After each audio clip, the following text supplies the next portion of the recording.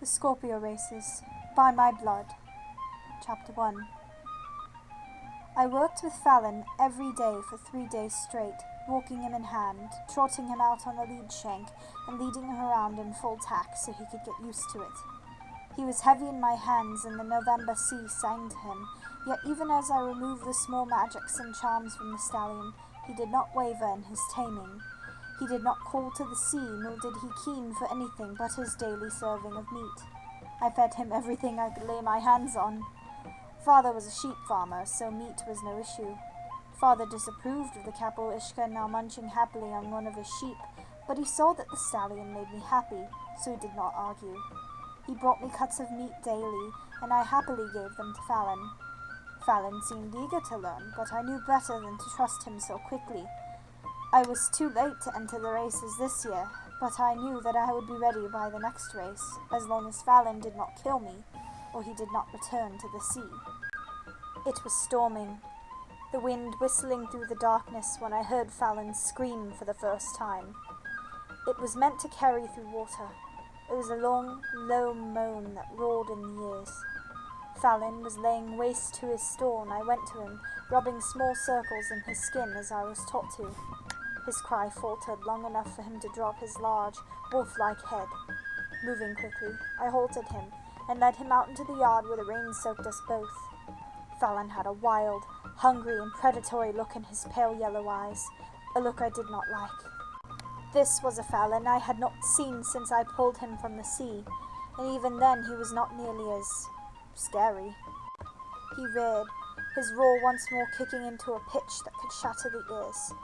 Another scream carried through the air, and another. I could hear screams of the Kapell-Ishka, both wild and caught, all over the island. I knew that the Malvern yard had to be in disarray. Sean Kendrick had quit because Benjamin Malvern would not sell him coal. He was gambling, but I knew it would pay off for him. I knew that if Sean Kendrick were my trainer, I could not bear to let anyone but he fill the position. Fallon jerked the lead in my hand, nearly pulling me off the ground as he reared up again. I pressed a hand against his side and began to whisper to him. The stallion calmed as the cries of the horses died down.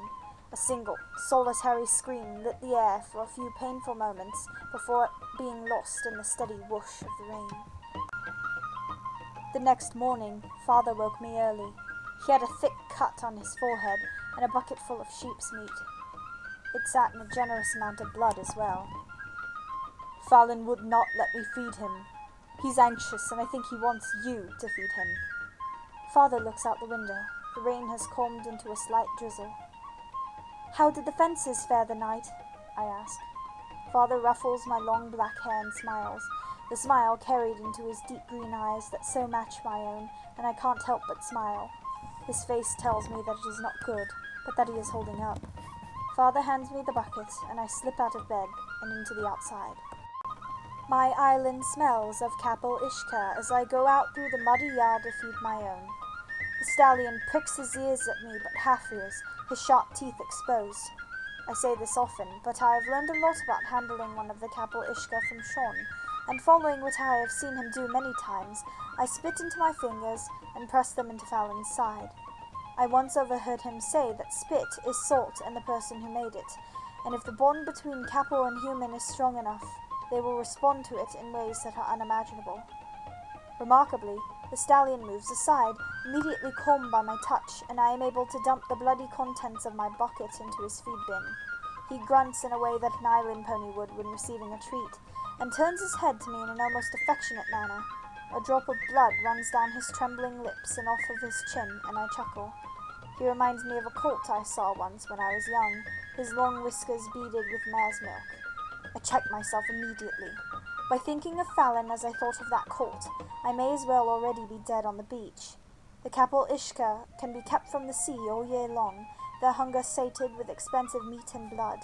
They can have the spirit charmed out of them by bells and iron and spit and ribbons, but they are still what the ocean spits out in late October. They are monsters. They are killers. They are not to be trusted. Fallon leans against me in a dominant way, and I spit into my fingers again and press them against him.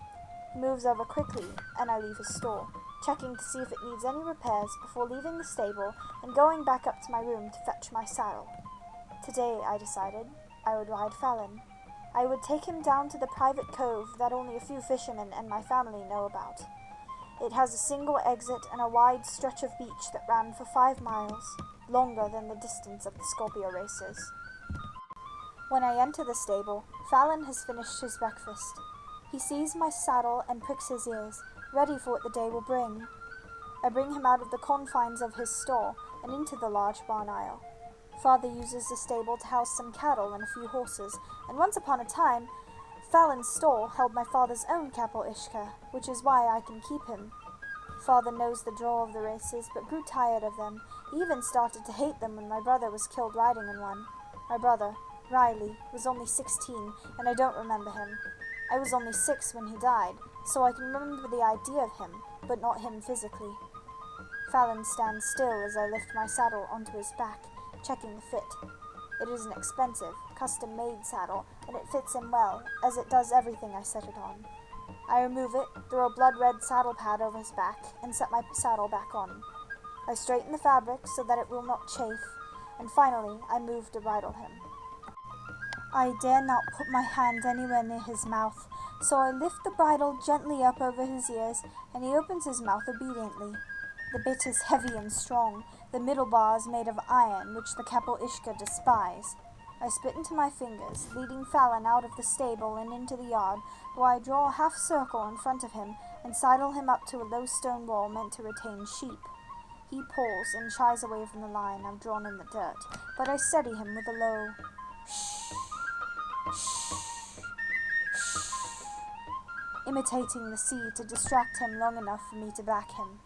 I sit still as Fallon registers that I now sit on his back, and I am prepared for the worst, my muscles tense and ready for whatever the stallion will do beneath me.